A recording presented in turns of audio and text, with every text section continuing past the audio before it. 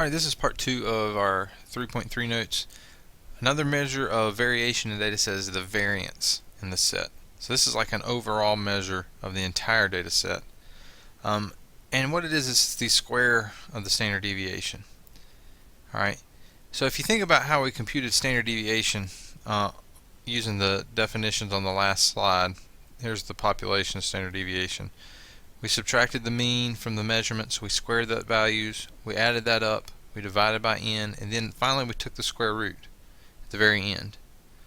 Well, if you think about what we just wrote right here, that it's the square of the standard deviation, and the last thing we do is take the square root, then what we get is the definition for variance is the same as the definition for standard deviation without the square root symbols. So if we just did the sum of the measurements minus the mean squared divided by n, then we get the definition of variance. Okay, so this is variance for a population. Alright, and then if we go up another couple of slides here, back when we did the, that was the other formula. This was the formula we used for sample standard deviation. If we just took away that last step, these first 5 steps will give us the variance. So we use s squared to represent variance, and that would be the sum of the measurements minus the mean squared divided by n minus 1. Now it's easy to see, not necessarily in the sample definition, it's much easier to see in the population variance definition what variance actually is. So I'm going to come down here to this, and we'll think about it for a second. X is how many is the measurements in the data set. It represents any and all of them, any individual one, and all of them in this case. N is the sample size. Okay, so if we subtract the mean from the measurement for every measurement, then there's n of these x minus mu squareds. So if we add up all n of these x minus mu squareds and divide by n, what do we get? Well, we get the average of these things. So what variance is the average squared deviation. That's basically what it boils down to. It's the average squared deviation from the mean.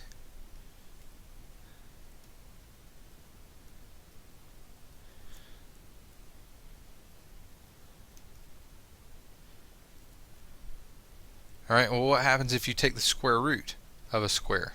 They cancel each other out, right? So that means that the standard deviation is similar to the average deviation from the mean. Okay, so that's basically what a variance is. It's a measure of the average deviation from the average squared deviation from the mean. Alright, and then that's just notational stuff. S squared sample variance, sigma squared is your population variance. Alright, and then just one more rough reminder of that. This is our notation that we're going to use. It's very important for you to understand the difference between the two. Okay, population variance and standard deviation versus the sample. Alright, usually we use Greek letters to represent population parameters, and Roman letters to represent their sample best estimators. Alright, the range rule of thumb. So there's a couple of parts to this, but the most important part for us is telling us that it gives us a principle for usual versus unusual. So what this is saying is the vast majority, alright, as much as 95% depending on the type of data that you have, but most of your data is going to lie within 2 standard deviations of the mean, and we'll see a little later that it's at least 3/4 of your data lies within 2 standard deviations of the mean, no matter the distribution. So we're talking between 75% and 95% of your data lies between two standard deviations of the mean. And this goes back to that question I asked about rare events. What constitutes a rare event? And if you see that we're talking about 95% here and two standard deviations of the mean, it's kind of like we're suggesting and hinting at 5% being rare. And we're going to get to that in more detail later. But that is a standard practice for a measure of a rare event is 5%. But another one, and the one that we're going to use a lot in here, is two standard deviations of the mean. So anything within two standard deviations of the mean, we're going to constitute usual or not rare. Anything outside of that, we'll constitute it as rare. So to explain that in a little more detail, let's say that we have a mean of 100. And let's say we have a standard deviation of 20. Alright. Now the minimum minimum usual value, the last thing that we consider usual, anything below this we would consider unusual, equals the mean, 100, minus 2 times the standard deviation, which is 20. Right, that equals 100 minus 40, and 100 minus 40 is obviously equal to 60.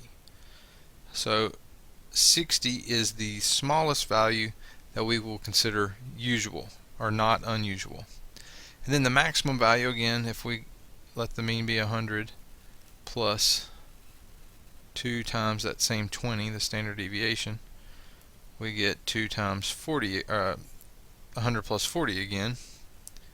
So this upper number is going to be 140.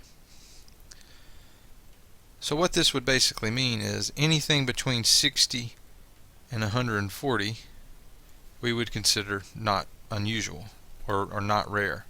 But anything that's outside of that we would consider unusual. So something like 50 in this data set would be unusual. 180 in this data set would be unusual. Alright, but something like 85, 115, 128, those numbers that fall in there, we're not going to consider them unusual. We'll just say that they're routine numbers for this particular data set. Okay, obviously it's going to change as the mean and standard deviation change. And then another part of the range rule of thumb that's not as important as the previous part about the two standard deviations, but